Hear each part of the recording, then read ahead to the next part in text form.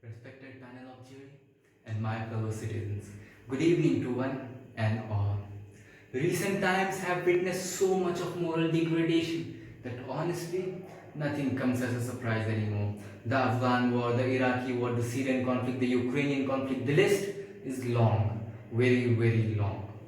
What has happened to the once noble and respected science we call politics? Some members of the audience may even be surprised to know that politics was once noble and respected. This is proof enough to show how low politics has fallen. Politics was once the way of making decisions between people. It was all about agreements so that people could live together peacefully.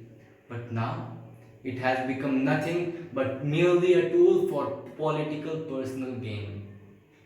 We witness every day how virtues and morals are nothing but discarded ornaments in politics. Humans are being bought and sold in the price of money, run with the flow of petroleum, and being deceived in the name of nationalism.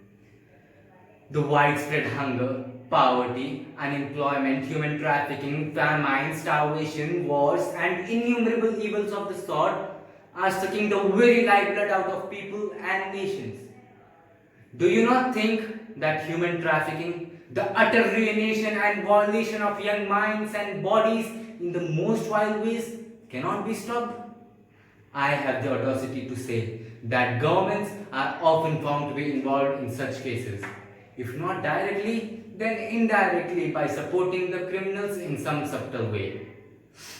Is it not politics, rather filthy politics, to allow something so vile and disgusting only to hold on to power? And war. How do you explain war? There are several wars going on around the world. The first world countries, they are merely taking sides, aiding one side against another in the guise and pretense of helping the supported side to end the conflict, only because they bear something advantageous and worth fighting for. Political legitimacy is just a facade. If not moral ruination, then what could possibly be the reason to help a group of powerful people kill a group of civilians as we are witnessing in Syria and Yemen, and have also witnessed on large scale in Afghanistan? Not only wars between countries, but civil wars inside countries.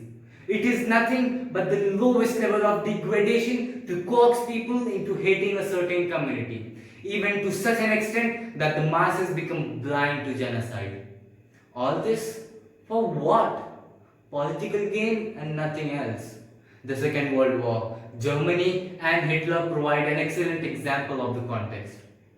I would like to end my speech by furthermore cementing my stance in the words of a famous thinker and the poet of the East, Allama Iqbal, who has said, "Whether it be the raging, raving majesty of kingship or the spectacle of democracy, when politics is separated from spirituality, what remains is the tyrannical way of Genghis Khan." Our modern politics is what I will call at the brink of death, but not dead already. Better late than never to make that one stitch in time that saves nine.